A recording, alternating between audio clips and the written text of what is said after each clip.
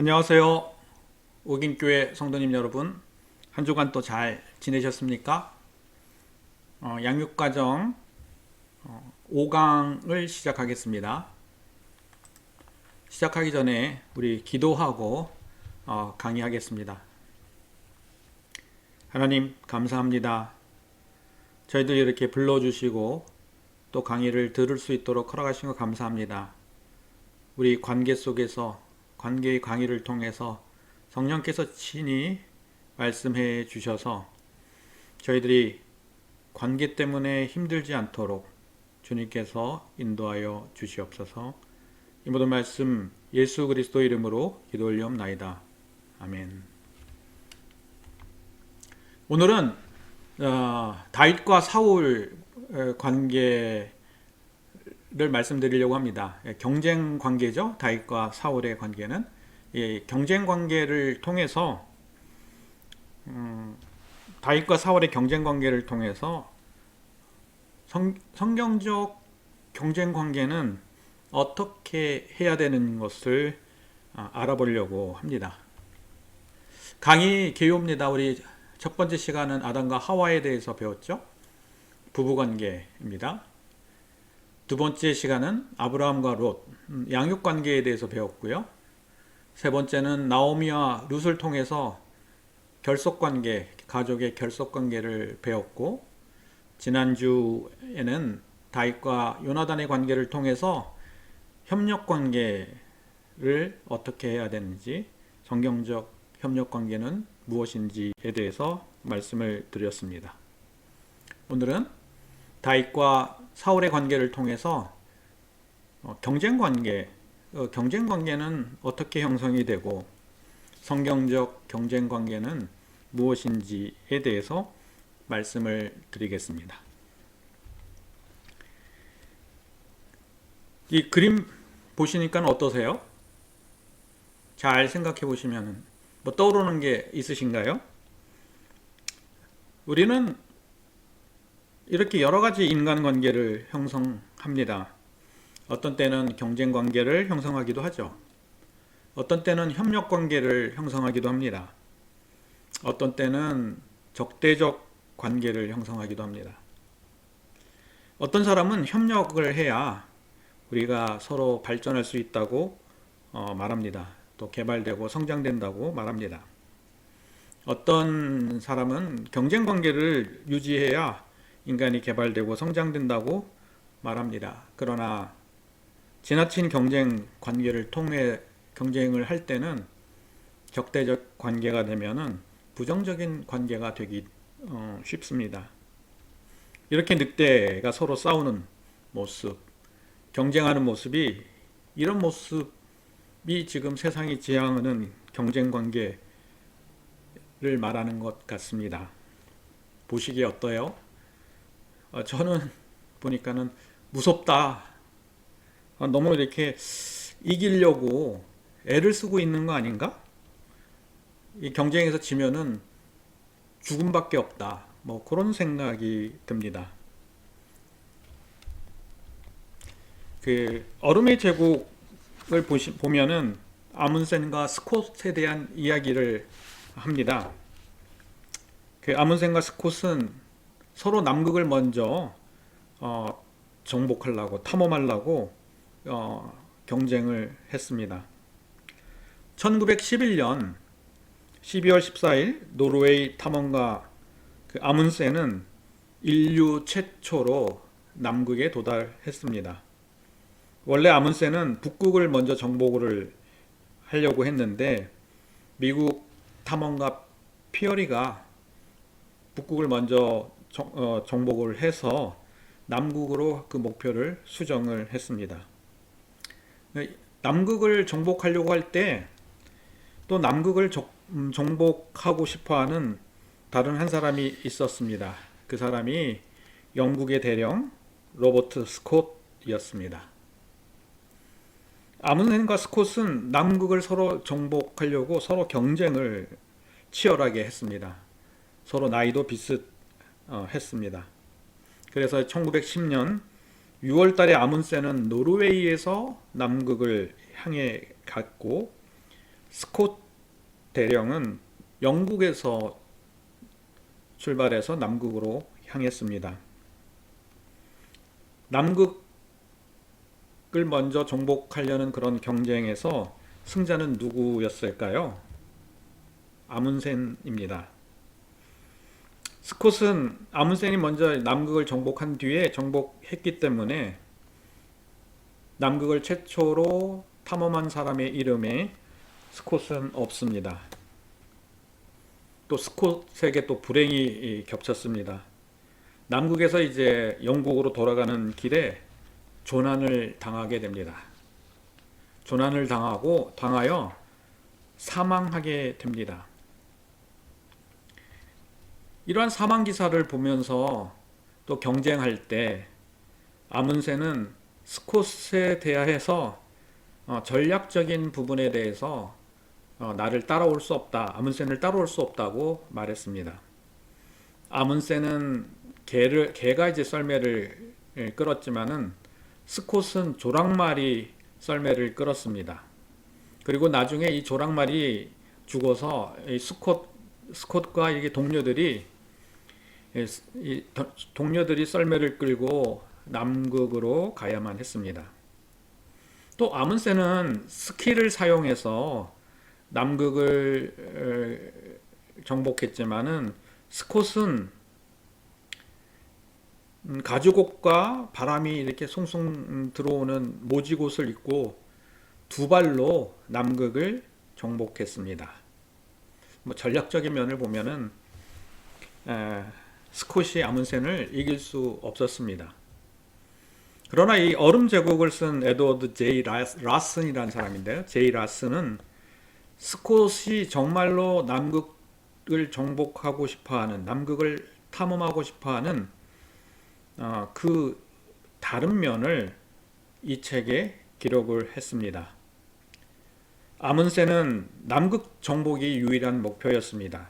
그러나 스콧은 남극을 정복을 하는 것도 목적이었지만은 그보다도 남극을 정복하는 그 과정에서 여러 가지 표본을 얻으면서 과학의 발전을 하기를 원했습니다.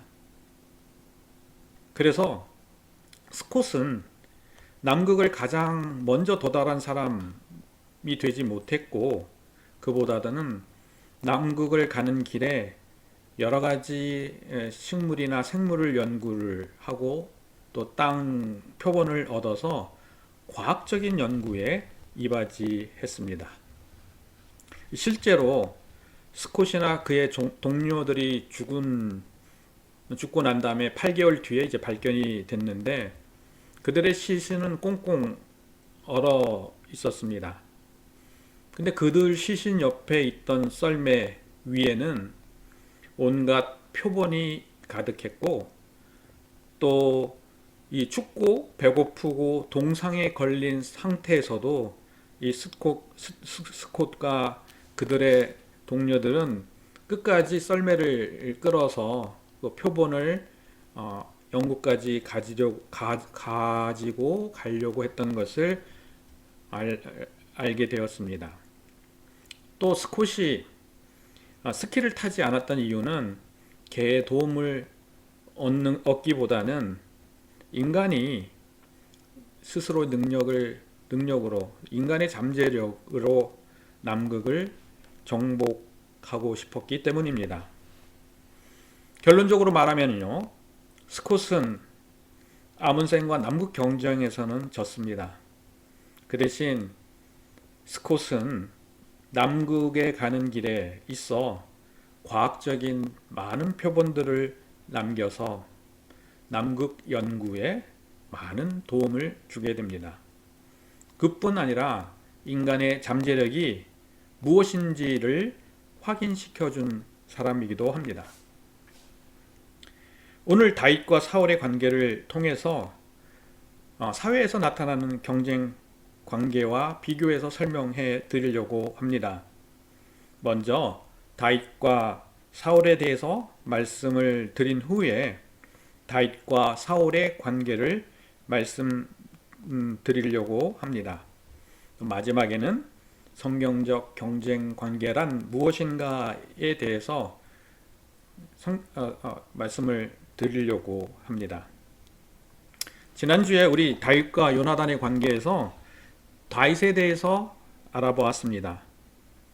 지난주에 말씀드린 다윗을 요약해서 먼저 말씀드리고 난 다음에 오늘은 그 다윗에 덧붙여서 다윗의 누구인가라는 기본적인 성향에 덧붙여서 다윗의 약한 점이 무엇인지 덧붙여서 말씀드리려고 합니다. 아몬센과 스콧에 대한 얼음의 제국에 대한 이야기입니다. 이 다윗은 극진한 사람을 다윗의 뜻은 극진한 사랑을 받은 자입니다. 이세의 8아들 중 막내였고요. 그 다음에 베들레헴에서 태어났습니다.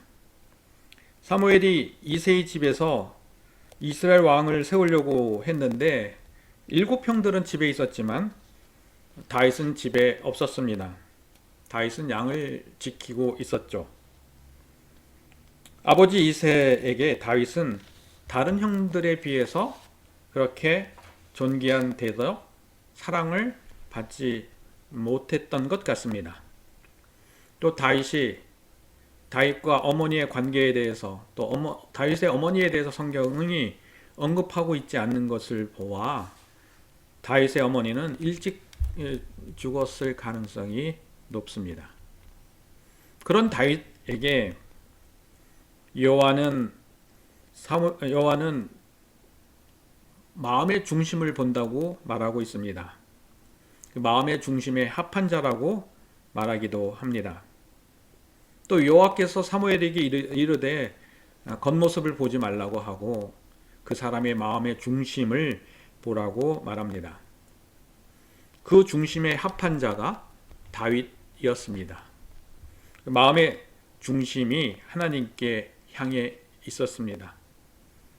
이 마음이라는 것은 하트를 이야기하는데 가슴을 이야기하죠. 가슴이 하나님을 향하고 있고 이 가슴은 삶의 방향을 이야기하고 있는데 다윗의 삶의 방향은 하나님이었음을 알 수 있습니다. 또 이 다윗은 양을 지키면서 용감한 군인이 되었습니다. 이 양을 지키는 상황을 성경에서 말씀하시면서 다윗이 얼마나 용감한지를 성경에서 기록하고 있습니다. 다윗은 사나운 사자와 맞서 싸울 수 있는 용감한 사람이었습니다. 또 다윗은 큰 곰도 쳐 죽일 수 있는, 양을 지키기 위해서 어떠한 사나운 짐승과도 싸울 수 있는 용감한 군인이었습니다. 그러한 용감한 군인은 결국 골리앗을 죽이러 골리앗과 싸움하러 나갔을 때 골리앗을 넘어뜨리게 됩니다. 또 다윗은 하나님과 함께하는 사람이었습니다.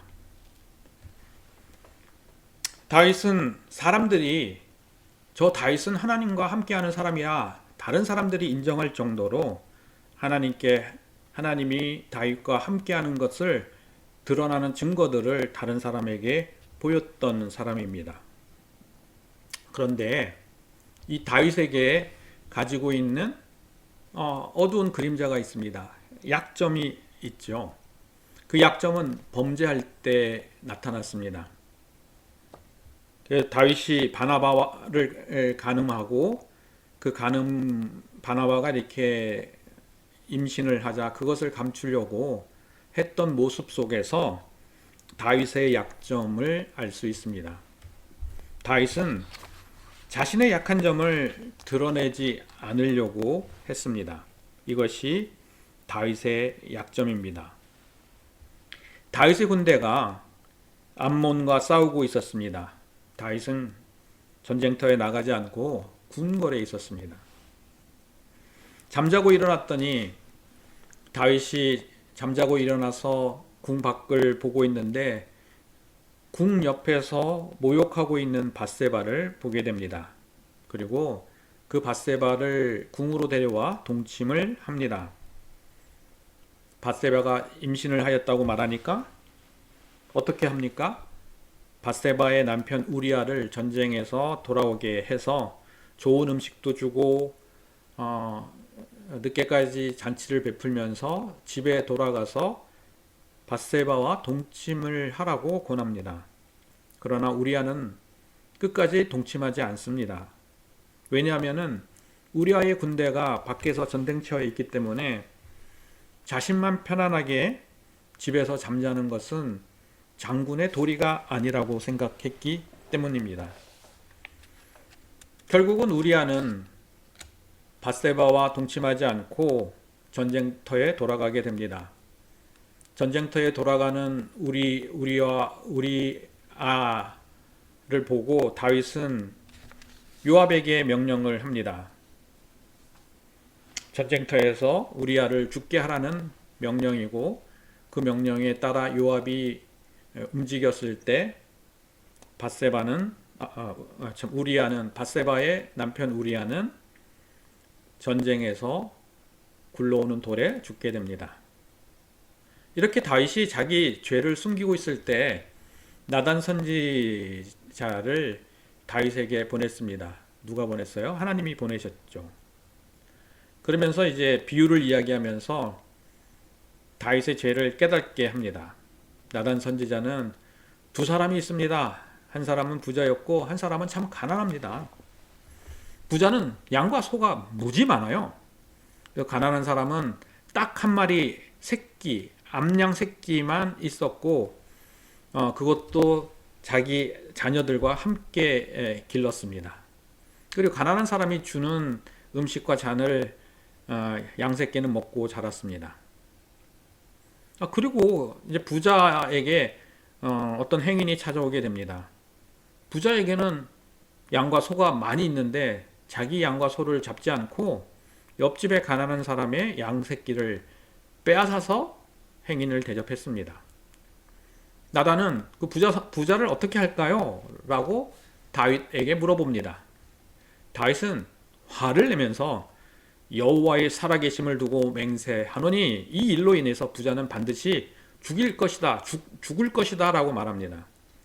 나단 선지자가 뭐라고 말합니까? 그 부자가 당신입니다. 다윗 왕이에요.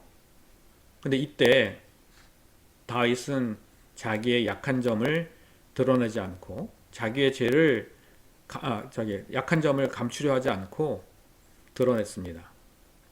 죄를 감추려 하지 않고 드러내서 고백합니다. 그리고 하나님께 용서를 구합니다. 이 다윗이 자기 죄를 드러내기 쉬운 사람인가요? 아니에요. 다윗은 담대하고 용감하고 또 마음이 하나님께 향해 있고 하나님과 함께한 사람이지만은 다윗이 가진 약점이 있습니다. 그 약점은 뭐냐면은 다윗의 강함 때문에 오는 약점입니다. 모든 성격에는 동전의 양면이 있습니다. 약속을 잘 지키는 사람의 동전의 앞면이라면은 약속을 잘 지키는 사람의 동전의 뒷면은 무엇입니까? 타인에게 너무 엄격하게 대한다는 것입니다. 이와 마찬가지로 강함이 있습니다. 강함의 앞면이라면은 강함 뒤에 있는 뒷면은 뭘까요? 자기가 약한 모습을 드러내고 싶지 않은 것이 강함의 뒷모습입니다. 자기의 약함을 숨기려 합니다. 그것이 강한 사람의 속성입니다.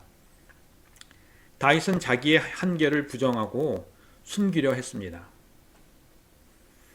약한 점을 드러내지 않으려고 했기 때문에 밧세바가 임신했을 때 밧세바의 남편인 우리아를 전쟁터에서 오게 해서 다윗의 죄를 숨기려 했던 것입니다. 나단 선지자도 이런 다윗의 약점을 잘 알기 때문에 가난한 자와 부자의 비유를 들어서 그 비유에 빗대어 다윗의 죄를 이야기했던 것입니다.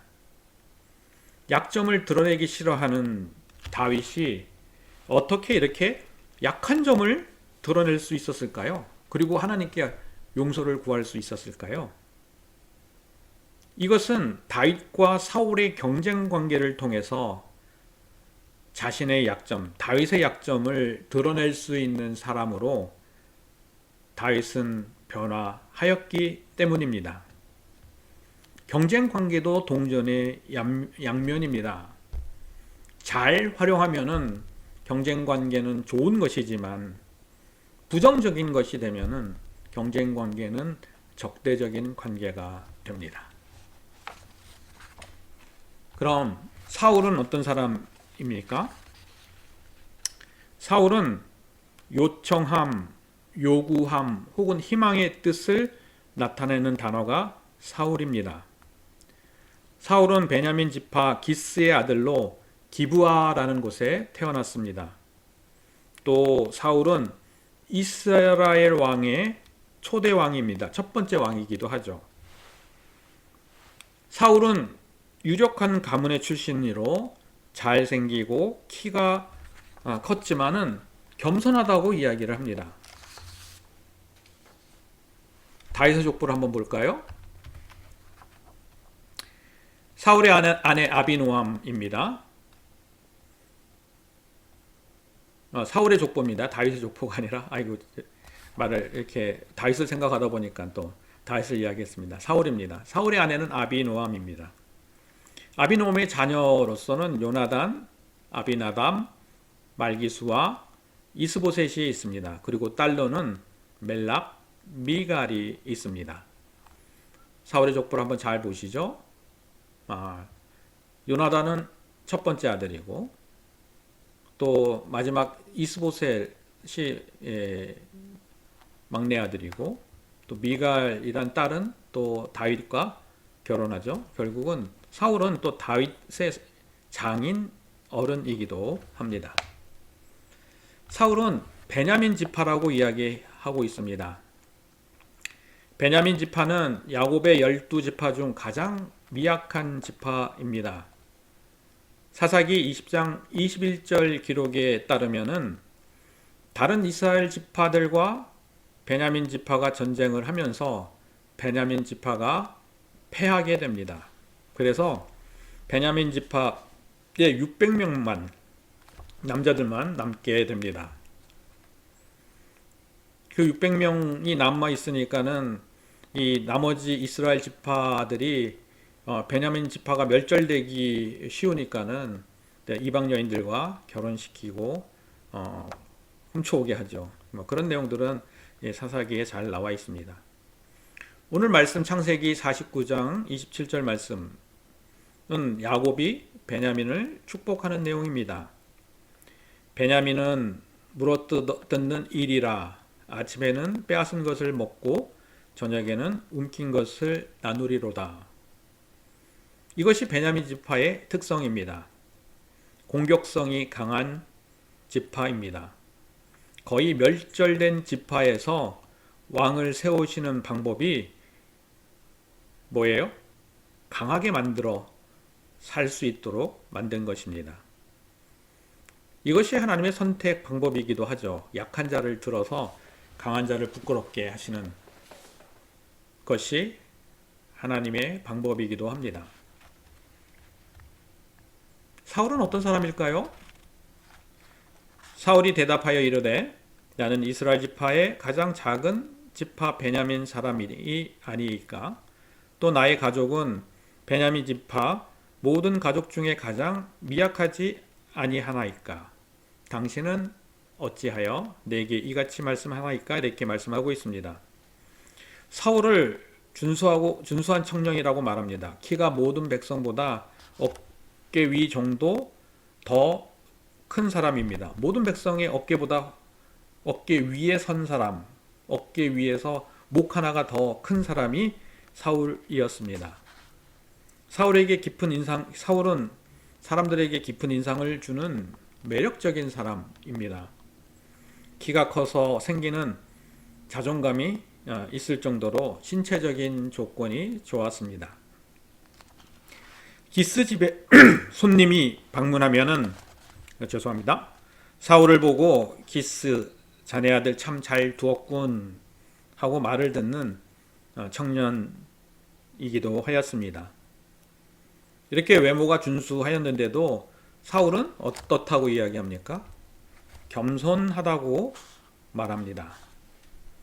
또 사울은 어떤 사람일까요? 그가 사울에서 떠나려고 할 때, 몸을 돌이킬 때에 하나님이 새 마음을 주셨고 그 징조도 다 응하였느니라 이야기합니다. 다윗에게 새 마음을 주신 이유는 다윗의 가지고 있는 거절감의 상처 때문입니다. 다윗이 겸손한 이유가 하나님을 사랑해서가 아니라 그 거절감 때문에 인한 것임을 알 수 있습니다. 이 겸손하는 방법은 두 가지입니다. 첫 번째는 거절로 인한 상실을 피하기 위해서 겸손한 모습을 보이기도 합니다. 또 어떤 때는 진짜 겸손한 사람이 있는데요. 그것은 정말 하나님을 바라본 하나님 사랑 때문에 겸손하기도 합니다. 사울이 겸손한 이유는 거절을 받지 않으려는 마음의 태도입니다. 거절로 인한 상실감을 가지기 싫어하기 때문에 생긴 겸손입니다. 거절로 인한 상실감을 가지고 있으면 열등감이 찾아옵니다. 다른 사람을 만족시키려 하지만 만족시킬 수 없는 자기 자신을 발견하기 때문에 열등감이 생기는 것입니다. 이 하나님은 사울의 거절감과 거절감으로 인한 상실을 치료하심을 알 수 있습니다. 새 마음을 주셔서 이러한 마음들을 치료하시는 은혜로운 하나님임을 알 수 있습니다. 사무엘이 사울에게 기름을 붓고 떠날 때 하나님의 영이 사울에게 임하였고 하나님의 영으로 인해서 사울은 새 마음을 갖게 됩니다. 하나님께서 사울의 상처와 그림자를 치유할 수 있는 새 마음을 주셨습니다. 새 마음을 주셨는데도 사울은 자신이 죄를 지었을 때 다윗처럼 회개하지 않고 그 죄를 감추려 했습니다. 이 부분이 사울과 다윗의 다른 점입니다. 사울은 또 이렇게 반응합니다. 사무엘이 사울을 만나려고 아침 일찍 일어났더니 이 말씀이 아니죠. 어떤 불량배는 이르되 이 사람이 어떻게 우리를 구원하겠느냐 하고 멸시하며 예물을 바치지 아니하였느냐. 그는 잠잠하였더라. 멸시하면서 예물을 바쳤나 봐요. 그런데 다윗은 잠잠했다고 이야기합니다. 이 모습을 보면은 뭐를 이야기합니까? 다윗은 이 비난과 경멸을 받고 있어도 그것들을 잘 수용할 수 있는 사람임을 알 수 있습니다. 사울은 이 불량배의 말을 반박하거나 방어하지 않고 수용할 수 있는 성숙한 사람임을 알 수 있습니다. 성숙한 사람은 비난에 맞대응하지 않습니다. 그냥 수용합니다. 약하다고 말하면은 아니야 나 강해 그렇게 이야기하지 않습니다. 약하다고 말하면은 그냥 약하다고 인정합니다.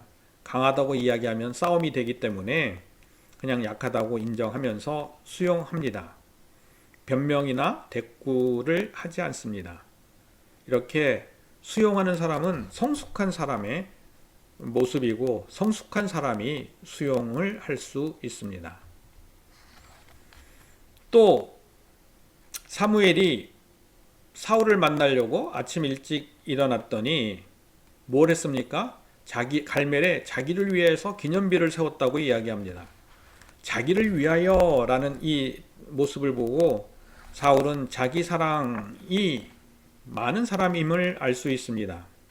사울은 자기를 위해서 기념비를 세웁니다. 사울은 하나님보다 백성의 마음에 들려고 하는 것은 자기를 사랑하였기 때문임을 알 수 있습니다. 자기가 높임을 받고 자기가 백성들에게 인정을 받고 싶어하는 마음을 알 수 있습니다. 이것이 자기 사랑입니다. 또 사울은 어떤 사람일까요? 사울이 이르되 무리가 아말렉에게서 그것은 무리가 아말렉 사람들에게 끌어온 것인데 백성들이 당신의 하나님 여호와께 제사하려고 끌고 온 것이라고 이렇게 이야기합니다. 이 사울은 여호와 하나님을 위하여 가장 좋은 양과 좋은 소를 남겼다고 말합니다. 근데 하나님께서 뭐라고 명령하셨습니까? 아말렉과 싸움 전쟁할 때 아말렉 사람들과 그들의 소유를 멸절하라고 합니다. 모든 것을 다 없애라고 말합니다. 근데 그 명령을 어기고 좋은 것을 남겼는데도 사울은 명령을 어긴 이유가 하나님을 위한 것이라고 이야기합니다. 이러한 모습을 자기 방어를 한다라고 말합니다. 하나님의 말씀을 온전하게 실천하지 않는 사울입니다. 살찐 양들과 좋은 소들을 남겨두었고 아말렉 왕 아각까지도 죽이지 않았습니다. 살려두었습니다. 사무엘이 사울의 불순종을 이렇게 말했을 때 사울은 아니에요. 전 불순종한 게 아닙니다. 제사를 드리기 위해서 좋은 양과 소를 남긴 것뿐이에요. 이렇게 대답합니다. 뭐예요? 자기 방어하는 모습을 볼 수 있습니다. 나단 선지자가 다윗의 죄를 지적했을 때 다윗은 자기 죄를 드러내고 회개했습니다. 그러나 사무엘이 사울 왕의 죄를 지적했을 때 사울 왕은 자기의 죄를 방어합니다. 이렇게 서로 다른 이유가 뭘까요? 경쟁 관계를 통해서 사울과 다윗의 경쟁 관계를 통해서 또 사울과 다윗의 경쟁 관계의 출발점이 다른 것임을 알 수 있습니다.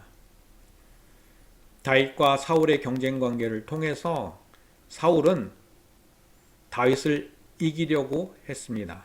그러나 다윗은 사울을 이기려고 하지 않고 자기 자신의 변화, 자기 자신을 바라보는 그런 시간이 되었기 때문에 다윗은 자기 죄를 회개할 수 있었고 사울은 자기의 죄를 회개할 수 없었던 것입니다. 다음은 다윗과 사울의 관계를 살펴보려고 합니다. 경쟁 관계이죠. 다윗과 사울의 경쟁 관계는 어떻게 형성됐는지 한번 보겠습니다. 여인네들이 뛰놀며 노래하며 이르되 사울이 죽인 자는 천천히요 다윗은 만만히로다 한지라. 사울이 그 말에 어떻게 했어요? 불쾌하고 또 어떻게 해서 심히 노하였다고 말합니다. 그리고 또 뭐라고 이야기합니까? 다윗에게는 만만을 돌리고 내게는 천천을 돌리니 이제 다윗이 내 왕국을 빼앗고 얻는 것뿐이 남는 것이 무엇이냐라고 말합니다. 이게 뭡니까? 질투와 분노입니다. 사울이 다윗과 경쟁 관계를 형성한 이유는 다윗에게 질투하였고 분노하였기 때문에 생긴 관계입니다. 질투로 인해서 생기는 경쟁 관계를 보면은 백설공주, 동화책 백설공주 아시죠? 백설공주와 왕비가 생각납니다. 왕비는 매일매일 거울 앞에서 이 세상에서 제일 예쁜 사람이 누구냐라고 이렇게 거울 앞에서 물었습니다. 그럼 거울은 왕비에게 이 세상에서 제일 예쁜 사람은 왕비입니다 라고 대답을 합니다. 근데 어느 날 이 왕비가 거울아 거울아 이 세상에서 가장 예쁜 사람이 누구지? 라고 물어봤더니 거울이 왕비라고 대답하지 않고 이 세상에서 가장 예쁜 사람은 백설공주입니다 라고 대답을 합니다. 이 말을 들은 왕비는 백설공주를 죽이려고 합니다. 왕비가 자기보다 이쁜 백설공주를 죽이려고 하는 이유가 뭡니까? 자기 사랑 때문입니다. 자기 사랑은 자기보다 나은 사람을 두고 보지 못합니다. 그래서 경쟁에서 무너뜨리려고 합니다. 다윗과 경쟁을 했던 사울이 다윗과 경쟁 관계를 한 이유도 자기 사랑 때문입니다. 이 자기 사랑, 사울의 자기 사랑은 다윗을 질투하였고 다윗에게 분노하였습니다. 언제 질투하고 분노했습니까? 다윗이 사울보다 더 낫다고 사람들에게 말을 들었을 때, 사람들에게 사울보다 다윗이 더 훌륭하다는 말을 들었을 때 질투와 분노를 하게 되었습니다. 근데 다윗은 어떤 사람입니까? 이 다윗은 사울 왕을 위기에서 건져준 구원자였습니다. 그러나 여인들이 이런 말, 다윗이 죽인 자는 만만이고 사울이 죽인 자는 천천이야, 이런 이야기를 들었을 때 사울의 자기 사랑에 금이 갔습니다. 이 자기 사랑에 금이 가니까는 사울은 다윗에게 질투하고 다윗에게 분노했습니다. 이런 사울의 질투와 분노는 다윗과 사울 관계에 연결이 되었고 경쟁 관계의 시작이 되었습니다. 세 가지 말씀이죠. 그날 이후로 다윗은 사울을 주목하였다고 말합니다. 사울이 여인에게서 들은 말, 사울이 죽인 자는 천천히요, 다윗이 죽인 자는 만만이다, 이런 말을 들었을 때, 그날 이후로부터 사울은 다윗을 지켜보고 관찰했습니다. 사울은 다윗에게 사실은 사울의 체면을 세워줬기 때문에 공신으로 대우해야 하는데 사울은 다윗을 경쟁 상대로 여겼습니다. 두 번째는 어떻게 됩니까? 여호와께서 사울을 떠나 다윗과 함께 계심으로 사울이 누구를 두려워했어요? 다윗을 두려워했다고 말합니다. 사울은 다윗과 경쟁하면서 다윗을 두려워하기 시작했습니다.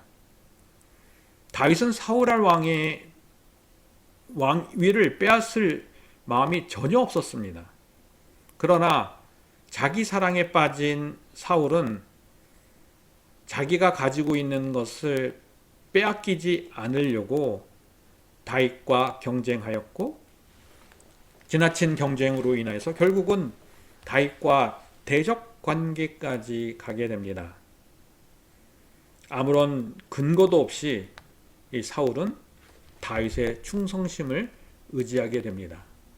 이런 것들이 다 다윗과 사울의 경쟁 관계를 말하고 있습니다. 사울이 마지막에 다윗을 더더욱 두려워하여 평생의 다윗의 대적이 된다고 성경은 말하고 있습니다. 경쟁 관계를 통해서 어떻게 됩니까? 사울의 집은 점점 약해지고 다윗의 집은 점점 강해졌습니다. 이 경쟁 관계를 통해서 사울의 집이 원래는 처음부터 강했는데 강한 사울이 점점 약해지고 다윗은 약했는데 약한 다윗이 집은 점점 강해졌다고 이야기하고 있습니다. 자기 사랑에 빠진 경쟁 관계의 끝은 결국 사울과 같이 되는 것을 말합니다. 자기 사랑에 빠진 사람은 타인에게 질투하고 분노하기 때문에 경쟁합니다. 자기 사랑에 빠진 사람들은 타인들이 나를 앞서는 것을 보지 못합니다. 이러한 경쟁 관계는 지나친 경쟁 관계를 형성하게 되고 지나친 경쟁 관계의 형성은 적대적인 경쟁 관계를 만들게 됩니다.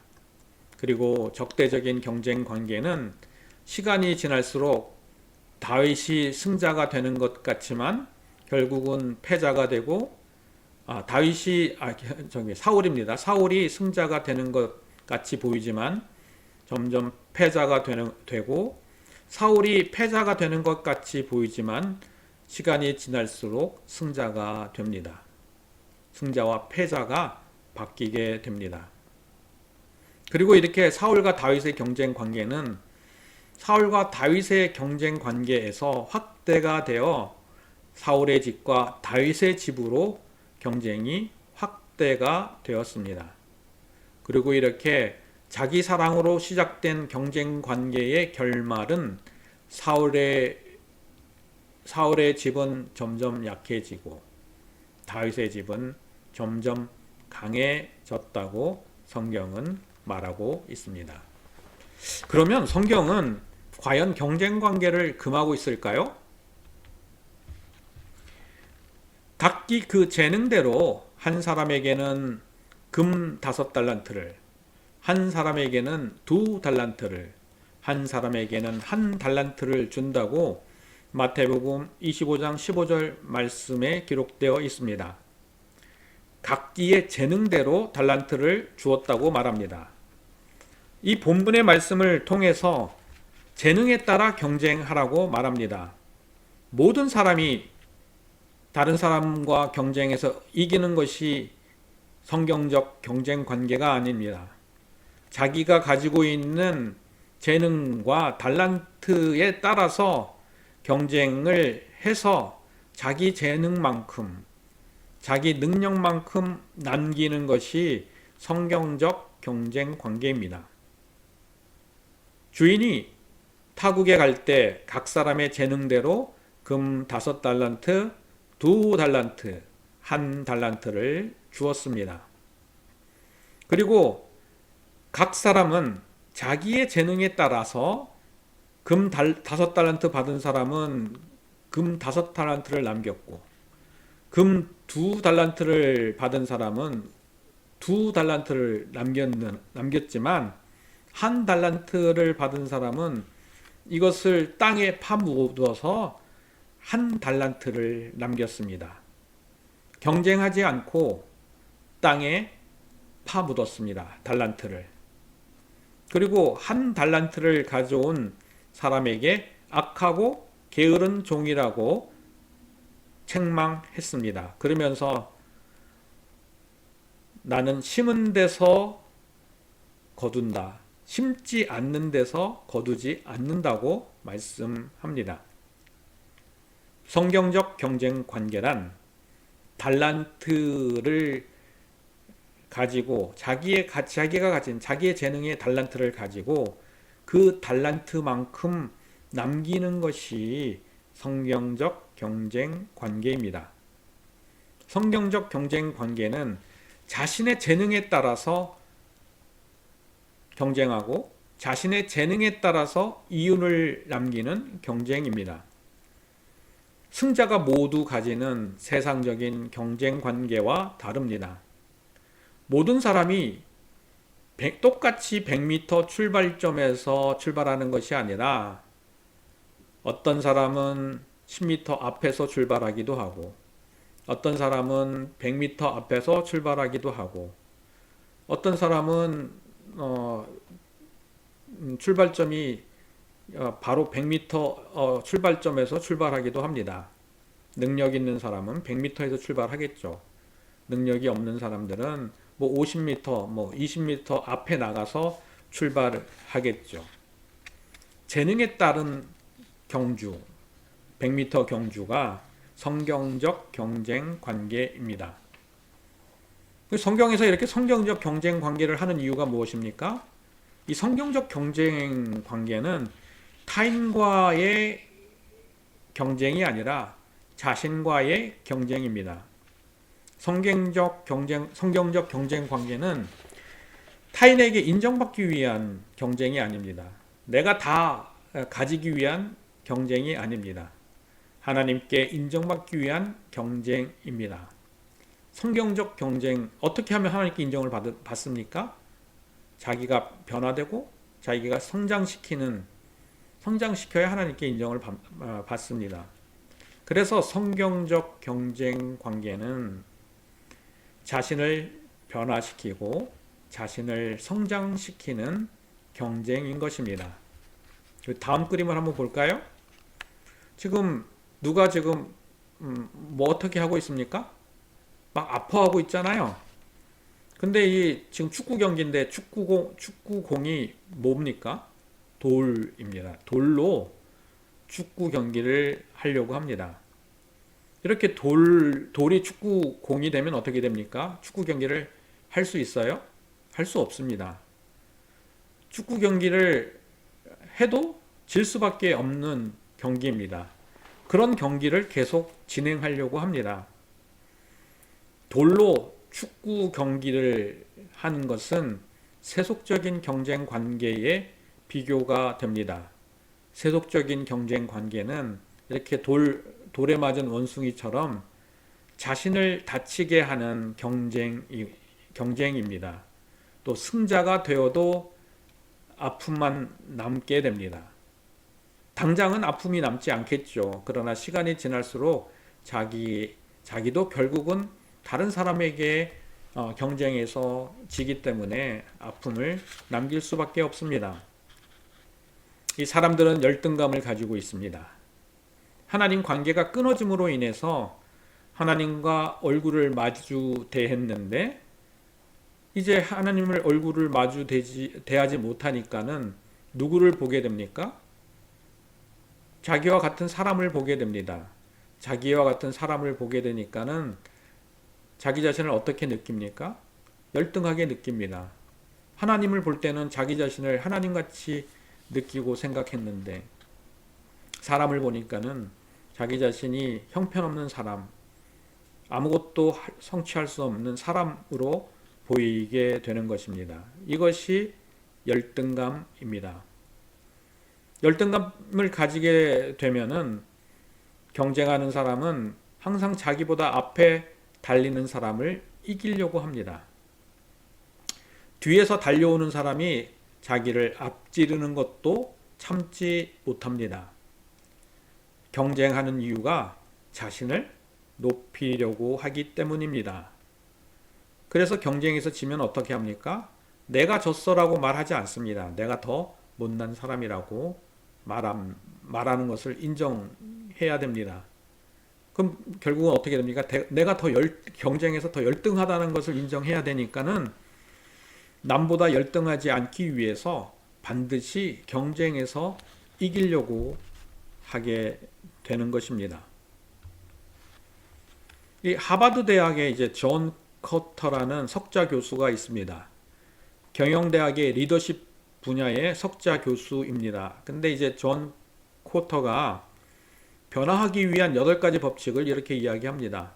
위기감이 조성이 돼서 변화한 세력이 구축이 되면 비전을 창출하고 그 다음에 비전을 공유하고 그 다음에 고난을 이양해서 단기적으로 성과를 창출하면 그런 성과를 통합하고 또 후속적인 변화를 일으켜서 기업 문화가 이제 뿌리를 내려서 이렇게 변화가 된다고 이야기합니다.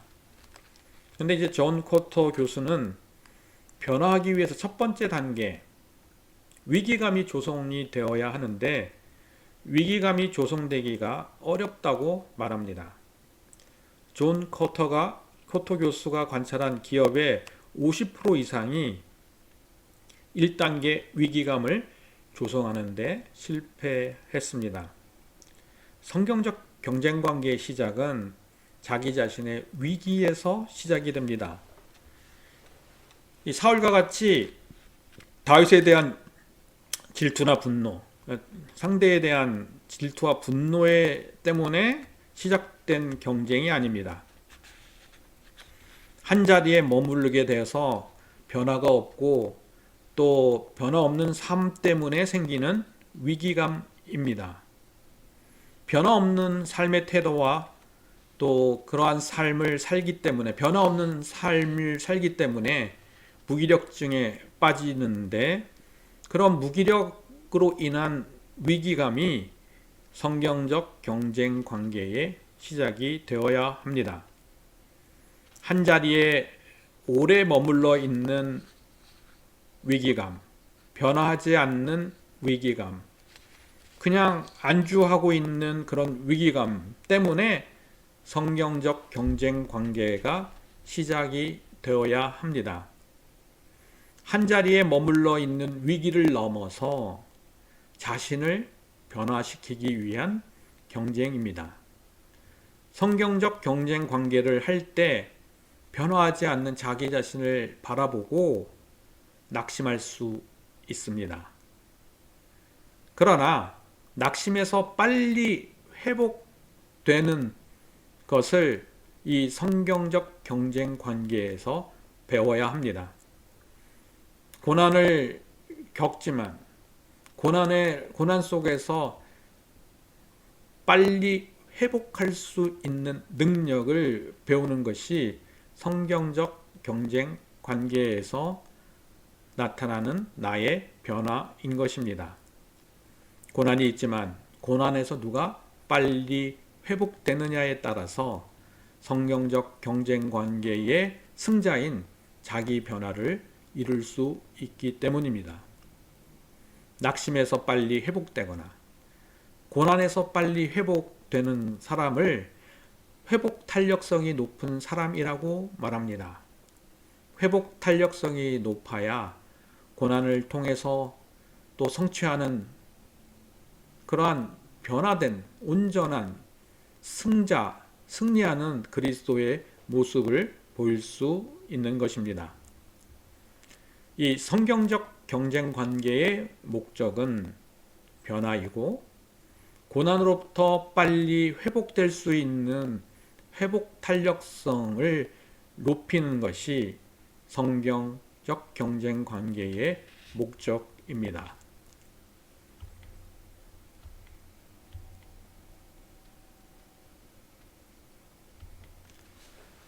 성경적 경쟁 관계, 우리 로가 아니라 로마서인데 로마서 12장 2절입니다. 마음을 새롭게 함으로써 변화가 된다고 로마서 12장 2절에 말씀하고 있습니다. 성경적 경쟁 관계의 관계는 뭐예요? 곧 마음을 새롭게 하는 것입니다. 이 시대를 본받기 위한 경쟁 관계를 형성하는 것이 아닙니다. 더 나은 것을 얻기 위해서 경쟁하는 것도 아닙니다. 성경적 경쟁 관계를 형성하는 이유는 마음을 새롭게 하여 변화하고 온전한 하나님의 사랑으로 성장해서 그리스도를 닮은 사람에 이르기까지 세워지는 것을 위하여 성경적 경쟁 관계를 형성하게 됩니다. 우리 모두 성경적 경쟁 관계를 통해서 나를 변화시키고 성장시켜서 그리스도의 온전한 모습으로 세워지기를 축원합니다. 감사합니다. 지금까지 이렇게 성경적 인간관계 5강을 들어주셔서 감사드립니다. 기도하고 헤어지겠습니다. 주님 감사합니다. 주께서 저희들을 인도해 주시니 감사합니다. 다음 주에 이제 마지막 인간관계의 성경적 해법 마지막 강의를 하려고 합니다. 그 강의를 듣기 전까지 저희들의 삶 속에서 주님께서 인도하여 주시고 주님의 풍성한 삶을 통해서 또 주님이 주시는 위기감을 통해서 나 자신이 변화되고 가정이 변화되고 또 교회가 점점 더 새롭게 주님의 모습을 나타내는 영광의 교회가 되기를 소원합니다. 주님께서 이 시간 저희들 하루하루를 또 한 주를 함께하여 주셔서 저희들이 주님의 영광을 드러내면서 매일매일을 살도록 주님께서 함께하여 주시옵소서.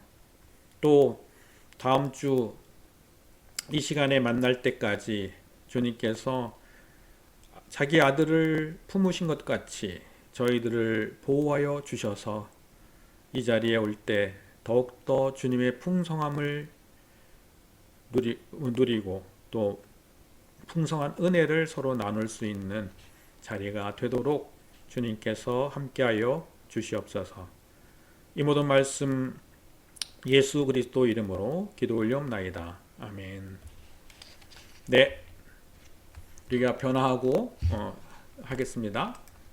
네, 감사합니다. 다음 주에 뵙겠습니다.